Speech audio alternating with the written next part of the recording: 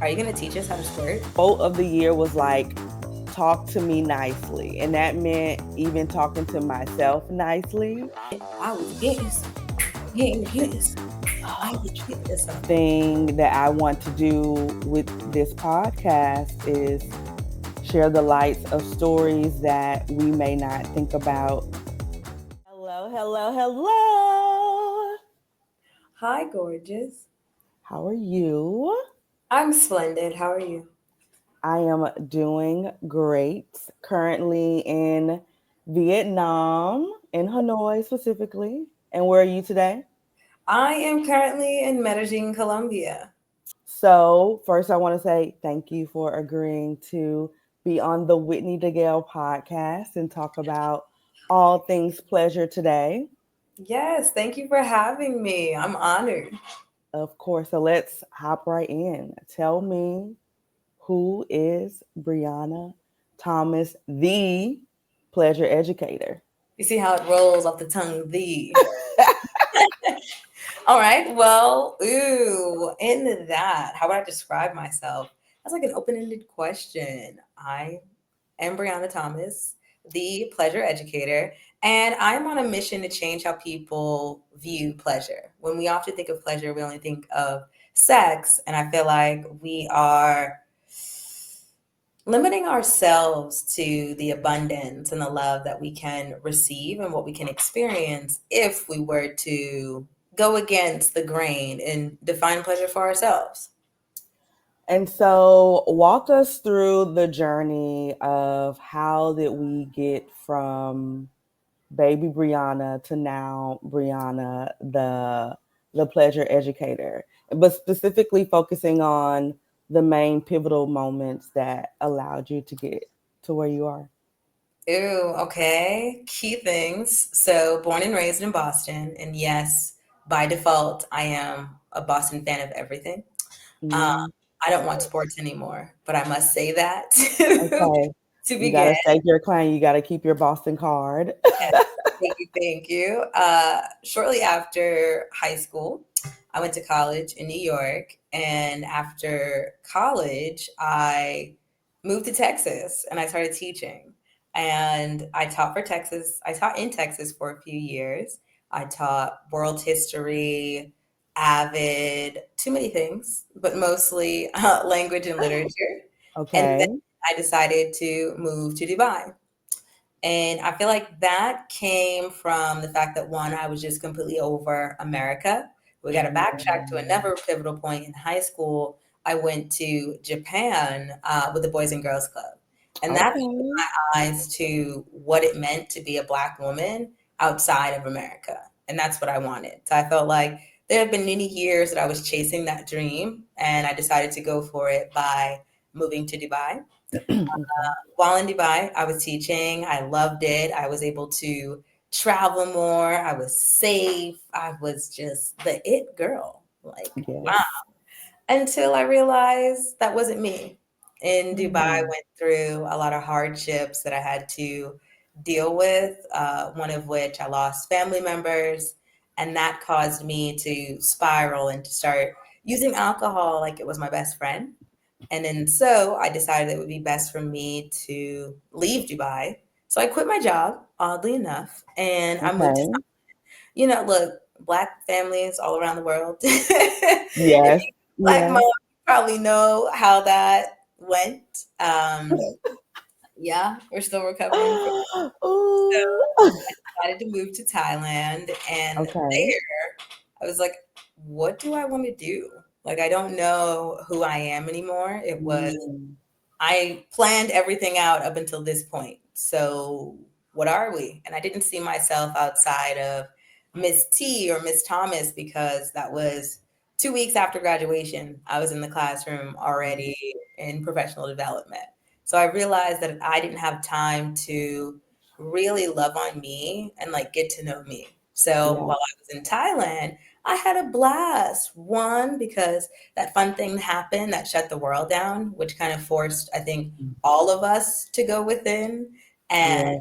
my thing of going within was really just exploring. So in that, I became a fitness instructor, a wellness coach, a nutritionist, a Muay Thai trainer. Your girl was doing a lot. All Most, the things. yeah, rediscover myself and like see what it is that I love to do. Because I know my passion is teaching, Okay. and I just could not deal with the politics of the education system anymore. And I felt like I wasn't being true to myself. So in my time in Thailand, I spent a good 4 years there. I was like, I love this. I love being around different cultures. I love learning about cultures. I love diving in more about myself. And also through yoga, I love helping others understand their body. And so I went Mm, back to the States for a little bit because I'm like, oh, I'm ready. Let's give this a try. right. Lies. I You thought you was ready for America again. thought I was. I was like, hey, I've done Hmm. all the healing that I need to in Thailand. I feel secure. Like, what is next? What's going on? Yeah. And so when I went back to the States, I taught yoga for a little bit. However, I was still teaching, like in the education system, Okay. a lot of enrichment programs, and I would often have conversations about sex with various Mm. people. And I'm like, why is this always happening to me? Why do people want to talk to Just me randomly. randomly? Yes. If we're Okay. exposed, they want to share their most intimate details with me, all of that. And that's been something that Okay. I've noticed for many years, that people just feel safe. So while I was in the States, I decided to try to do something new. And in Okay. that, I created a student wellness program. And I just went out and started pitching it to different organizations. I'm like, hey, there's a disconnect between what's happening with kids and what's happening with social media and the reality of things. Let's see Right. if I can put something together. So I put something together. I started pitching it to different orgs. And mind you, I felt like I was crazy because it was just an idea that I had. Let me run. Right. It had been years since I was like really in education. I was like, hold Okay. on, we have to go back to these ways. I don't know. So in that, I was like, actually, abort mission. Let me go back to Thailand. So I went back to Thailand, but mainly because they had a education conference, Okay. EdTech Future, and I was like, bet I'm gonna go pitch my idea here. I had no idea what the conference entailed. I was just like, look, we're going and we're going back to Thailand. Like we're Yes. going home. And in that, it was really great to speak with people from Edmentum and Zoom and Microsoft, but more so on what was really on my heart, which was talking more about pleasure, not Yeah. necessarily sex. And it was coming from their eyes as parents. They're like, wow, we haven't heard of anything like this. No one is really talking to the parents. This is something. I was like, really? Right. This is something? Thanks. You're right. Let's go with it. So Yeah. after that conference, I decided to not focus solely on kids. I was focusing Okay. on adults. And I realized in all of the workshops that I was creating and the speeches that I was giving, it came down to just understanding your body. I was like, Okay. ooh, there's so much pleasure in knowing who you are. Like I say, my greatest success is the fact that I know exactly who I am. If you can't Yes. tell me about myself, I love and know all of this, all shadow signs and all. So Yes. that when I went back to Thailand, I started to pursue pleasure more, like the Okay. idea of pleasure and holding safe spaces for people to rediscover and reclaim their version of pleasure. So you've mentioned this multiple times that pleasure is more than sex. Because I'll be honest, when I hear the pleasure educator, I'm like, am I scheduling a session to for you to coach me on how to, have exciting times with my body myself? Like, but explain to us what is pleasure and specifically how is it more than sex?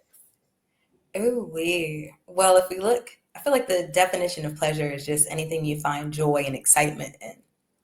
And so for me, I break pleasure down in a holistic way by using our five senses, like the pleasure of meeting someone new, the pleasure of eating good food, the pleasure of doing something that freaking scares you. You know, when you put on like some nice silk and you be like, Mhm. oh, this feels real nice. All of those are pleasurable moments. And I noticed that even for myself personally, I feel like the physical aspect of pleasure is great because I encompass all the others. So if I want to be Mhm. intimate with a partner, I'm thinking of how we feel. I'm thinking of the smell, the way that we talk to each other. And so in that, I realized, ooh, let's first dig into our body. Let's first understand what pleasure means to us and understand what our body is so that we can have what we all think pleasure is, which is good sex. So, Yeah. in Yeah. that, I feel like I know most of the time people see that name and they're like, ooh, are you going to teach us how to squirt? I get that question nearly 3 times a week, to be honest. And I'm like, that's why I don't. Like randomly in your Instagram email. Yes, that's why I don't. I'd be like, oops, y'all, I'm sorry. But I realize pleasure is also about knowing where you are. It takes a lot of self awareness. So for Yeah. me, I have some clients that I'm working with who are discovering their sexuality. Now, I Mm, am a queer individual and love who I love and really don't care yes. who likes it or not. So in that, I feel like my clients feel comfortable talking to me to express those things. I also Right. have others who want to spice up their relationship and they're not really sure how to communicate or what to do. And then I do also have clients who are all into the kinks and want to practice shibari and things like that. So for me as the pleasure educator, it's meeting you where you are in your journey of pleasure and how you define it. Because then there's more fun that way. Love it. So I know you talk about the pleasure principles. Yeah. Quickly, like what are those? What do they mean? And how can listeners apply that to their daily life? Ooh, I feel like that. I don't know if that's a quick one. The pleasure Okay. principles. Um, for me, the pleasure principles are guidelines just for you to live a more joyous life. It can pertain to sex if you want it to, but for me, it does not. That's just like the tip of the iceberg. Mm-hmm. Um, so I'm trying to think. Ooh, the main thing from the pleasure principles. I don't even remember off the top of my head. Okay. I'm like, hold on a second. I come up with these and then we shall see. Boom. Am I good? I'm so good at this because I always have my notes. Oh, I was right. Yes. Bam. So this is also a pleasurable moment with for me. Yes. I don't remember everything off the top of my head. So let's get into it. I feel like the key is really just allowing yourself to prioritize pleasure. That's the main thing. Mm, Like make pleasure a priority. Encompass okay. it in all dimensions, whether it's physical, emotional, social, or spiritual, and embrace the richness of life. Because if you Okay. immerse yourself fully in joy, then you see all the beauty that it has to offer. L would be to love yourself. So it all begins with self love and recognizing your worth and honoring your authentic self. I feel like that often goes out the window, especially as Black women. We are told, Yes. taught to put on so many caps. So when we finally take off our caps, we then got to take off the different masks as well. And it's so much that we're juggling. So, And so to that point, especially as anyone, but definitely for Black women who, one, our definition of love may not even be rooted in yeah. like truth or what love is supposed to be and feel like. And so we may not even know how to start practicing self love. What does that look like? Ooh, for me, self love looks like waking up every morning and I tell myself, I love you, beautiful. I'm so proud of you 10 times a day. That looks like taking moments of gratitude. So I'm a person, I ask my friends, what are three things you're grateful for? What are three things Yes. you love about yourself? Yep, most of the time people think I'm tripping. And then they're like, oh, like she really does this? Yes, I do She this really does. for my I do it for myself. So I'm like, hey, why not include others in it? And then I also take out one day out of the week to date me. Like it's blocked off. I can't do anything on this day. Nope, I'm not booking plans. I feel I'm grateful that I have the schedule to do so. Hmm. If I did not have the schedule and I'm thinking of my teacher brain, I would at least block out 2 hours to myself Yeah. throughout the week to really sit in solitude. Like there's no phone, there's no nothing. Mhm. It's just me. If I want to Yeah. color, sometimes I do cartwheels. I be dancing. I be in the mirror Yes. looking at my body like, girl, No, for real. that's So I went on, I ooh, guess I didn't call it a self love journey, but a self love journey starting maybe the end of 2022. And one of the things, like, I don't even know what made me start doing this, but my quote of the year was like, talk to me nicely. And that meant even talking to myself nicely. And I would start my morning like looking in the mirror, telling me that I was beautiful, even like no matter what I look like. It could be bonnet on, like wig off, set it off, braids to the back. Like it did not matter, yeah. right? Because like I needed to love me at whatever I may have thought was my worst looking self because if I only tell myself I look nice when I'm in makeup and I'm dressed and I'm fully clothed, then like, yes, she is beautiful too, but like, how do I feel beautiful in my most vulnerable state? So like naked, completely staring in the mirror. Another thing I did was like moisturizing and like getting okay with like touching my body and not in this like sexualized way, but in an appreciative way of like, this is my body. And moisturizing is something when I was growing up, I just had to rush to do. It wasn't like this thing of, oh, let me slowly get dressed, let me ease into my day.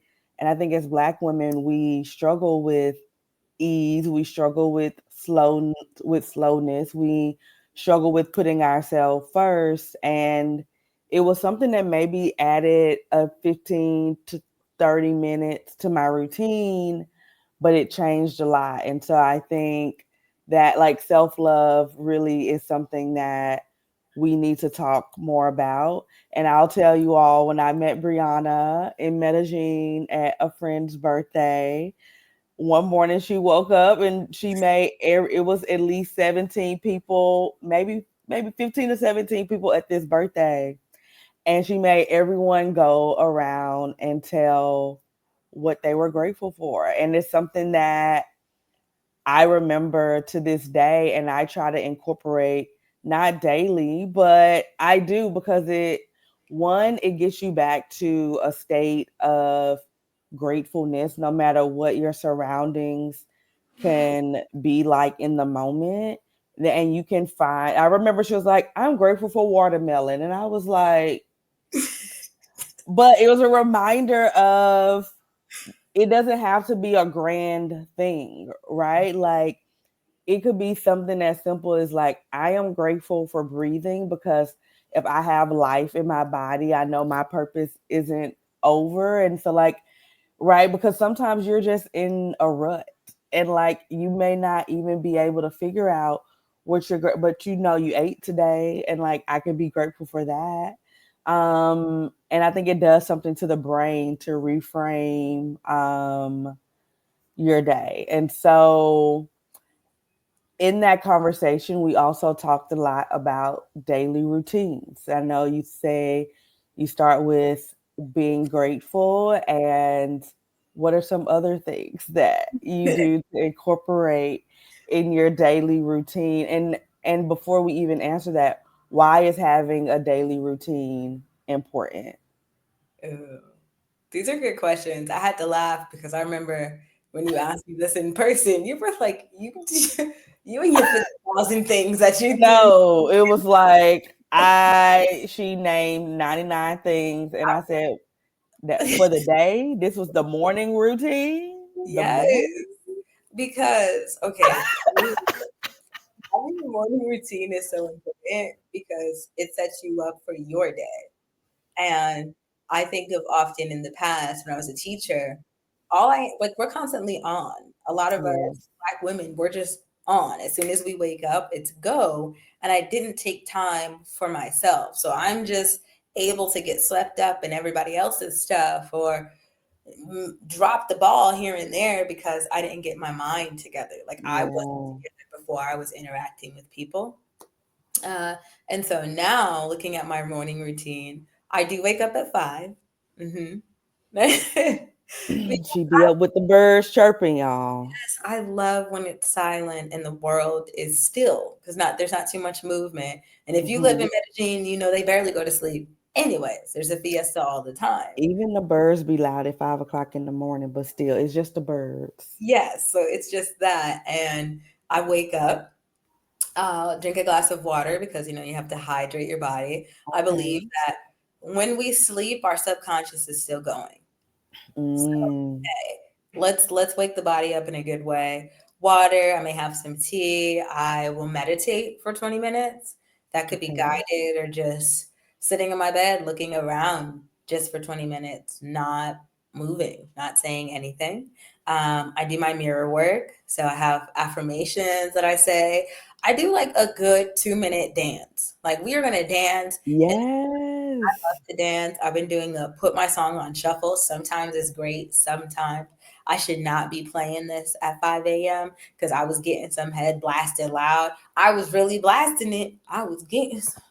I Oh, was getting some. But I also do this in the mirror because I'm like, I get to clown with me. yes. Yes. Have this moment with myself. I do what you do as well with like I take a long shower. Afterwards, I take my time to moisturize. And as I'm moisturizing, I just feel like, oh girl, you got soft skin. I be Yes. treating myself so nicely in the morning. Like, you know what? You got a huge book in your eye. That's okay. You still got nice eyes, girl. Let's do it. And so like I break down what is happening. Once I'm dressed, Yes. ready for the day, I go outside, I get some exercise, hopefully. If not, then I go to my mat.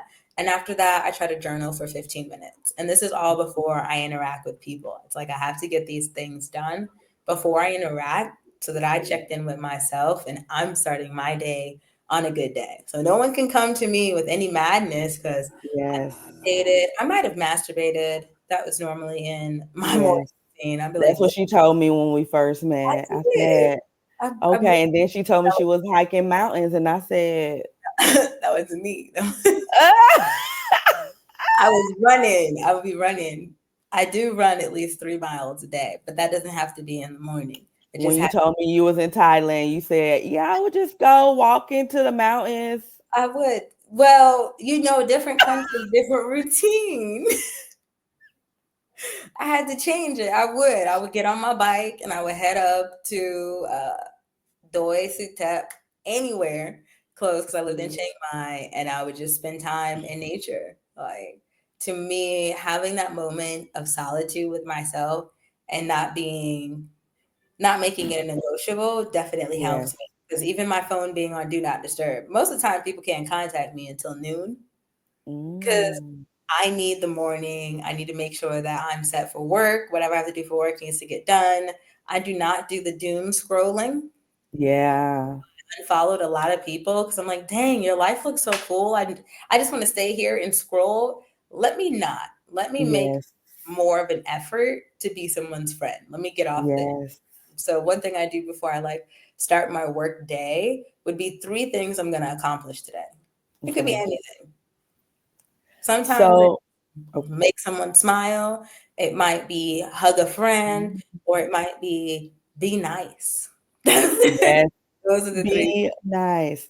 And so there are some takeaways. I want to summarize some of this for our listeners, especially for people who are busy, may have children, Mm-hmm. where time is a luxury, right? Three things that hurt. One, talking to yourself in the mirror for 5 minutes a day is not a big time Mm-hmm. suck, right? And it's something that can improve your overall being, health, Yes. wellness, and how you see yourself. Mm-hmm. Um, Setting small goals that you know that are attainable throughout the day so you can see some form of a win. Mm-hmm. And I would say like practicing gratitude, like those are things. But one other thing I want to point out, especially for anyone that is listening, the importance of narrating your own day and life.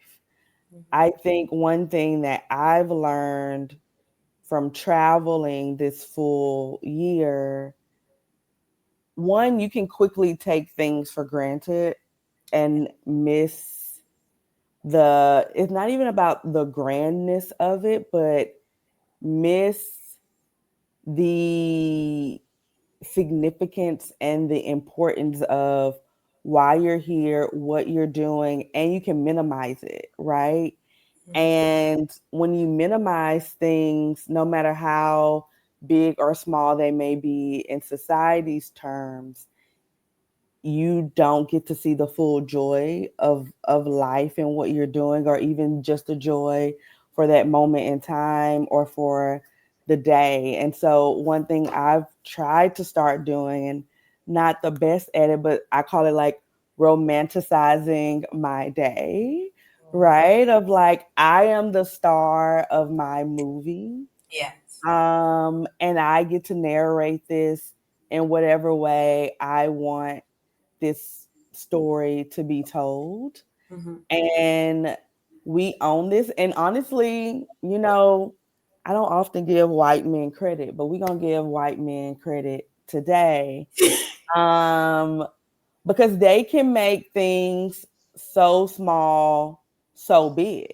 And Yes. I think as Black women, we're so busy like having to move on to the next thing, or it's just like one thing off the checklist.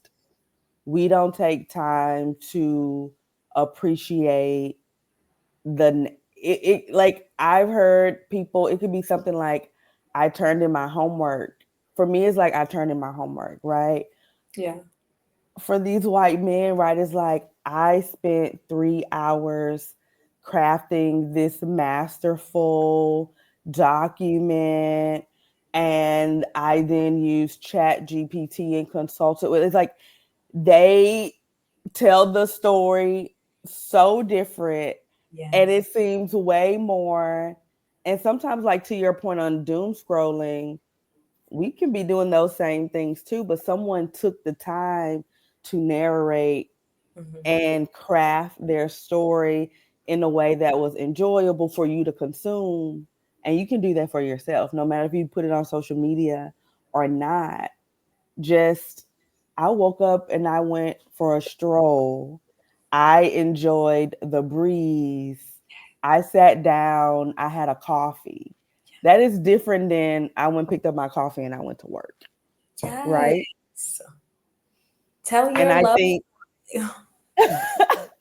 and I think like that's the work that you do. And I've learned from you, right? Like just in the short amount of time that we've known each other, right? Is like, no, seriously, right? And it has impacted my life. And I think it's important to share this work, and knowing that it doesn't have to be really grand. You can find pleasure in the small moments, and it doesn't have to be about sex. And Yes. so, before we pivot, because there's another part of this conversation that I want to have, why is this important for whoever may be listening. Like, I know I've shared my story. I know you share, but someone who still is like, girl, I don't have the time for this. Oh, honestly, I feel like this is important because I feel like our sole mission in this realm is to love each other. It's to Mm, truly just love. And in that, I think how RuPaul be saying it. How the hell you going to love somebody else? Or you got to love yourself before you can love somebody else. RuPaul mm, fans, don't cut me. Don't cut me. In that, I think if you're not able to give yourself grace, if you're not able to show up for yourself, how are you showing up in other places? So even if it's like, I just got off the phone with my sister and she is a single mother. She was having a day. She said, "Can I vent?" I said, "Oh my gosh, look at you." Take like even taking a moment to get those things off mm. your chest or whatever you need, you have to show up for yourself and love on yourself because it affects everyone around you. And Yes, especially as women, all listeners, but especially as women, we hold on and we're so nurturing and empaths. Like we just store a lot even within our bodies that we may not mm, notice throughout the week. Sometimes if we're just stiff, sometimes we get a blasting headache and we're just like, oh, we'll get through it. I'm gonna pop a pill. But there's no fast solution to loving you. yes, Why do you try to go to these quick outlets when it doesn't help? Like, oh my gosh, I had a stressful day. I need a drink.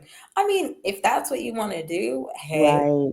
but what else could you Mm, do in that time? I think it's important to look at what can I do that brings me joy? What can I do to talk to like my inner child? Because that's important. The inner child is mm. always going to be. I think you and I are prime examples. We're gonna play. Yes, yes, We're yes, gonna play. We're gonna enjoy the day. And even that right there, cracking a joke is allowing your inner child to like shine. That's yes, a way to love on yourself. It's going to really, it's gonna have the domino effect around everyone. yeah. And so, still on topic, but a slight pivot because I feel the beginning of this conversation, we've been talking a lot from the standard of Western women. Mhm. And this is my first time being in this part of the world in Southeast Asia. And you spent a significant amount of time here. And one thing that I want to do with this podcast is share the lights of stories that we may not think about in our day to day. And one thing that was very noticeable in traveling through Thailand, Malaysia, not so much in Vietnam, but still in parts of the world where religion and women's relationships with their bodies are policed and they don't get to own it in the same way that we take for granted as Western women. Um, let's shift a little bit to that and like, why is it so important for us to even just own our bodies and knowing that in some worlds, how we own our bodies is rebel work, Yeah. right? And how do we bring appreciation back to that and respect for women that fought for us to be able to? I think someone published like a trend of all the women's rights, and like in 1920s was the first time we were even allowed to wear pants, right? Yes. Like, well, we were able to just express ourselves in a different way. So like, talk about that from the context of just loving on ourselves, but loving our bodies and being okay with showing it in whatever way we want to, knowing that that itself is a privilege. Oh, yes. I mean, you just said it very well. So even in that, I would just add on to your point. One thing that I realize now that I didn't realize before, because I was extremely shy to like show off my body. Mm-hmm. I am a Jamaican American growing up. I was not allowed to wear tank tops, jewelry. Oh gosh. Like I couldn't do those things and it wasn't something that was up for discussion. It was just you can't do Mhm. it. So for me, I felt for a while I wasn't really able to express myself in my own body and like my clothes. And it made me frustrated. I'm like, Yeah. dang, now I got to be a little tomboy, but I don't want to be a tomboy. But I do like to hang out with the boys. And then Y- in my mind, I'm like, why do I have to label all these things? Why can't I just be? And so when I looked at myself, it's like, what does it look like for you to just be? Yeah. Put on what you want. What does that look like though? Because I know in some places, like many times I had to, even now, I sometimes do the switch with my father. Like, Mm. get all these clothes because my man will have a heart attack. You getting old. It's out of respect for elders, and it's also Mhm.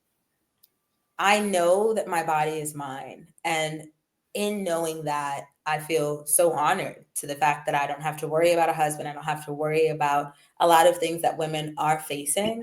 Mhm. And I think that it takes just one person to show them that it's okay in order for them to start believing it. The same way that it took one person to first say, hey, women should be able to vote.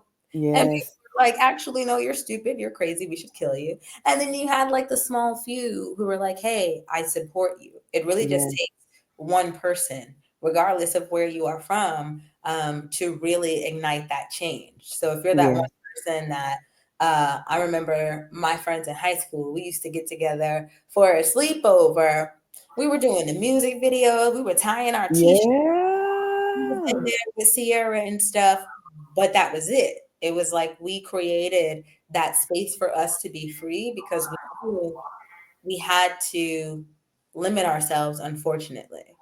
Yeah. I feel even with that, especially from what I see around the world, many women feel just because the government is changing, for lack of better words, Yeah. they are losing many of their rights and freedom. Yep. How are you going to fight that?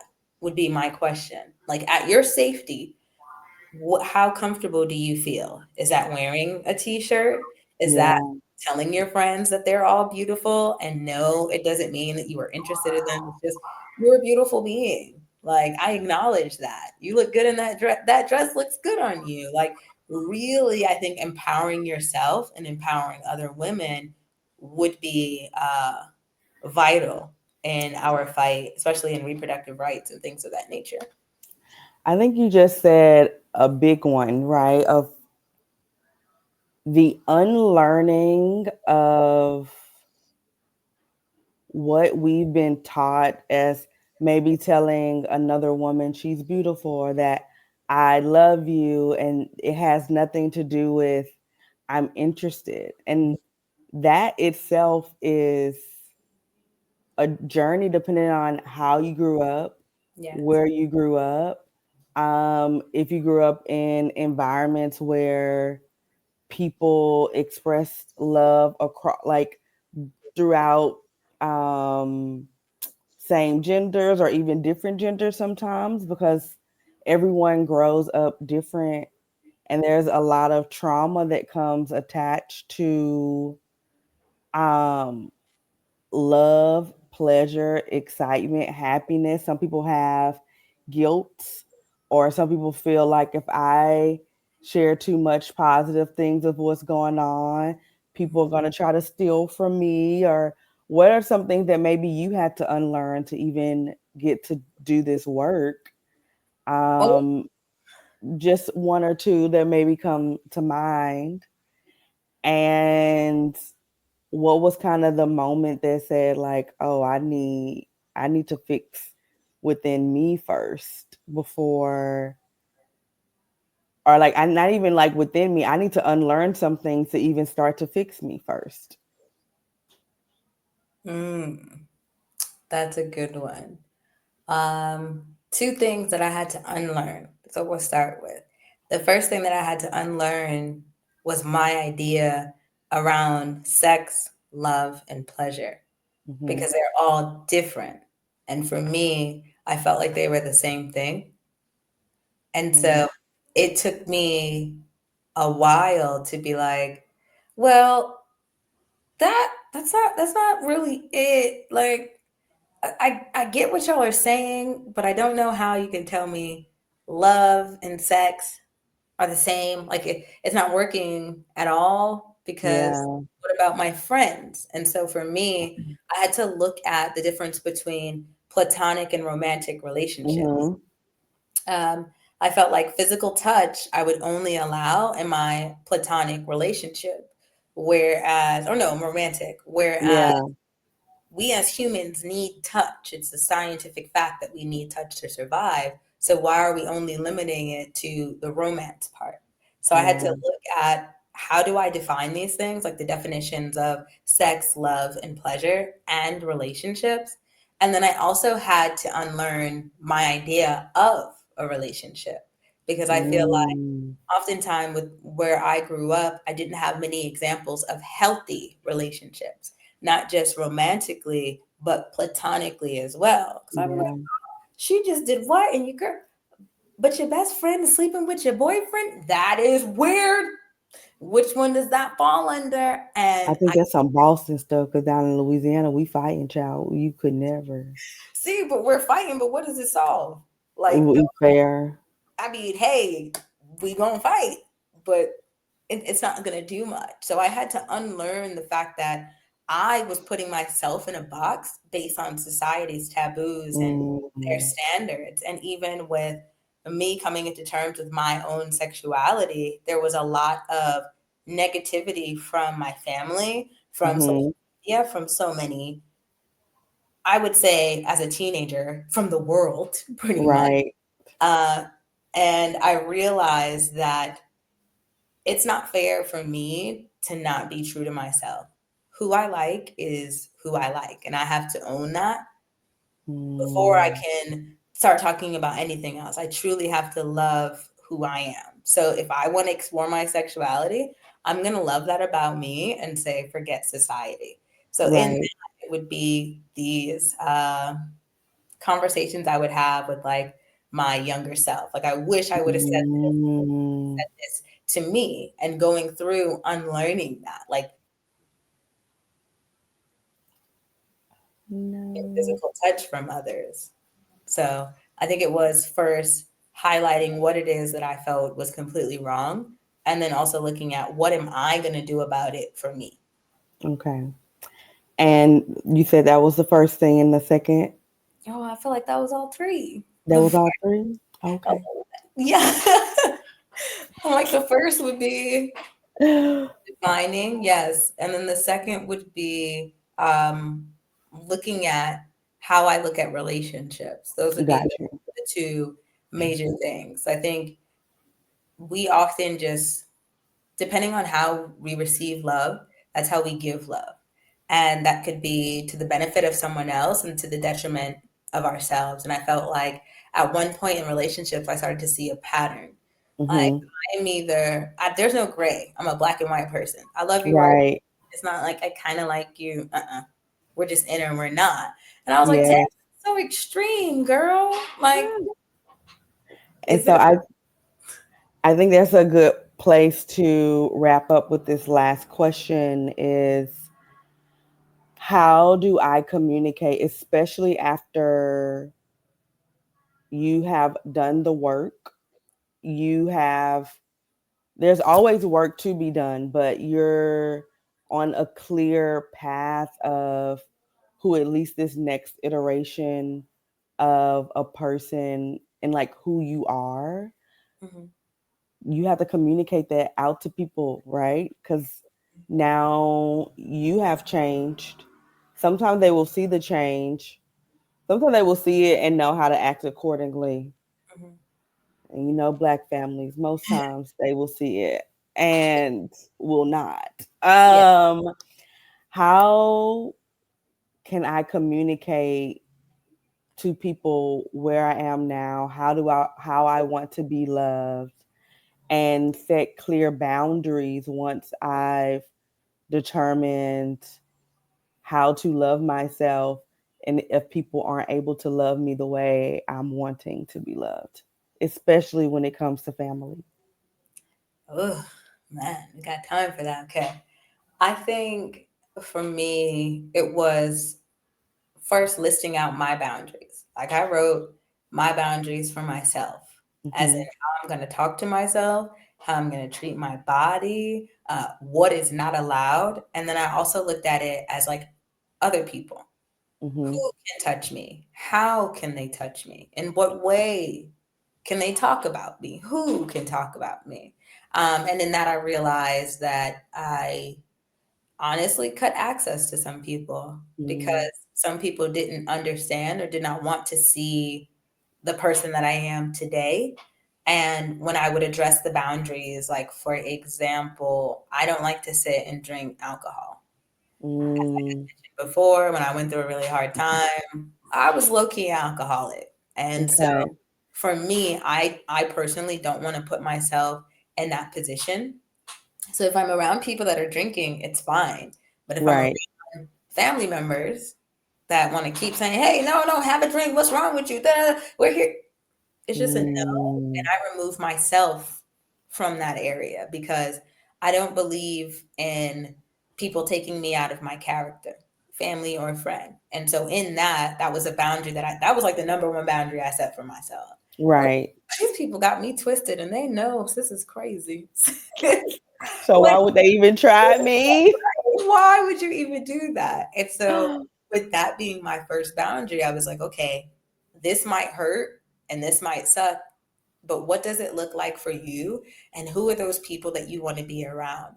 And Mm. a major thing that changed, which I realize now took a lot of cojones or spirits or I don't know what, is first addressing my parents.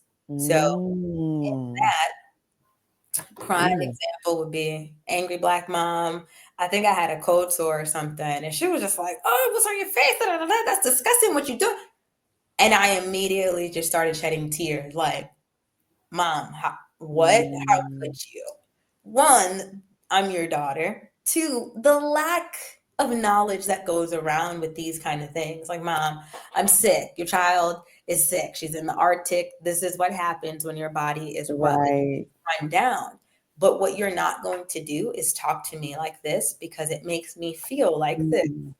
And I had to say it to her and be very stern in the fact that, Mom, I can't talk to you like this. This is not how you talk to me. This is not how you will continue to talk to me. I need you to change in order for us to have a better relationship together because I'm growing and I'm changing and I'm reparenting myself. And I would love for you to be a part of this journey. Mm. My mom, then it was my father, then it was my older sister. Like I made a list of the people that I knew, like I want to continue to evolve with you. I want Right. to continuously have you all around and in this space. And yes, I'm going to be speaking this hippity hoorah to you, and you're going to get it one day or another. Anyone Yes. who wasn't in that list, I just decided it's best for me not to communicate because with family that can be extremely tricky. I think Right. even within in any family, it's going to be tricky, whether it's the cultural background, the things that are said, or the things that are not said. And so for that, it was I have to create peace within myself. And if I have peace within myself, Yeah. and you don't want parts of me, that's okay. So were you willing to walk away from your parents had the reception not been what you needed to continue to set your boundaries?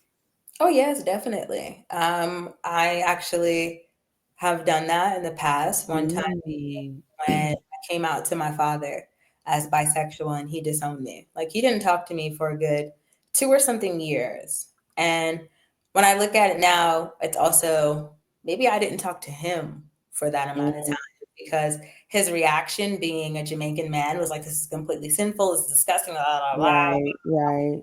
Just all this anger. And my thing was, how can you be angry at what you created? Got it. That make it really made no sense to me. And I was like, if you're mad, you're really mad at yourself because you can't accept me. It has nothing to do with me. And that's what I said Yeah. to him, and that's where we left it. And so when we started to rebuild our relationship, that was something that had to be addressed. I was like, we're not going to keep sweeping things under the rug. Right. That really hurt me. I need Mm, you to know that it hurt me so that you don't do that again. And we both yes. take it as a learning experience. And my parents were both like, what? What? Who is Mm, she? We're healing. We're healing. I want to heal. I want to grow with you. If unfortunately you cannot meet me where I am, parents or not, peace and mm. love from a distance. So yeah. Whew, I know we're gonna get a lot of comments on that one because I just know within a lot of cultures and communities, the idea of even allowing yourself to truly get to the place of freedom, of saying peace and love, if you aren't providing me, and vice versa, of what I need to be loved and how you need to be loved, and like being okay with saying there's no room here. Mhm. There is no room. And so of course we're gonna end with three things we're grateful for. Look at how they spit it back. Look at but wait, can I add one more that Yeah. also that I do with my friends as well? I realize often we give love in the way that we receive and the way that we think Mm, rather than just asking, what do you need from me? Asking that has changed a lot of my relationships. And in that, I also practice what do I need from you? Here's what mm. I need, or here's what I want, or here's what I would like. And that also helps to navigate some difficult conversations, as well as Yeah. nonviolent communication, because I am forever practicing that because I mostly choose violence. I do. Jesus But Lord. I am grateful that I no longer choose violence. There we go. Not that's what we lead it. I'm grateful. I mean growth. We are grateful for the That's growth. it. There Yes. we go. You see? Ooh, I'll count that as one. My second thing that I am grateful for would be this conversation with you and an opportunity to share my voice and also hear your perspective as well. The third thing that I am grateful for would have to be my good knees, y'all. I don't be on them, You but got med knees. You can I do the little. When I go to the gym, I'll be like, "Ooh, let me see if I could do the little cry baby, the new one." yeah, You know that wasn't the cry baby we grew up the on. old But one when is you the can one. do, if I can do the new cry baby, I'm like, "Oh, the gym is working." Yes. So you feel me. Wait, what are three things you're grateful for? I am grateful for this conversation. I am grateful for knowing that I'm sure someone's life would be impacted from this conversation because I know mine has from practicing just some of the small things that you shared. I am grateful for cool weather. Oh, yeah. It's like true fall weather here in Vietnam, and I don't think I realize how much I miss weather that feels like a hug versus, sweat just be coming from places that sweat don't need to be coming from. Um, I feel that. and I am grateful for the unknown. Mm, Knowing that the next chapter is unwritten, but the work that I'm doing today will allow me to see her on the other side through mm, dance, through travel, through the new beginnings of this podcast. And so, yeah, those are the three things that I'm grateful for. I hope our listeners, you also take the time to think through three things that you're grateful for today and every day as you start a more pleasurable life, living a more pleasurable life. Where can they find you to learn more, Brianna?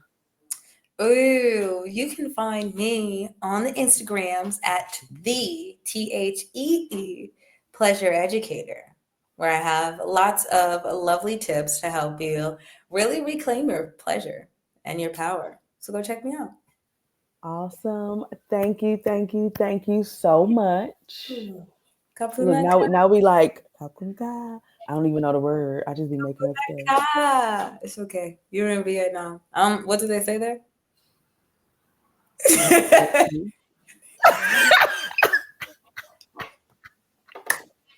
Sin child, that's hello. That's all I got. You I know what? think goodbye is tam bien, but that's not thank you. That's not what you asked, but it sounds very like also in Spanish, but We'll come back to that another day. we will. I do be around here doing this though, and I'm like, Whitney, you are Get not away. Yep. in Thailand anymore. That's But a, it's a sign yes. of respect. Well, I am going to end this now. Yes.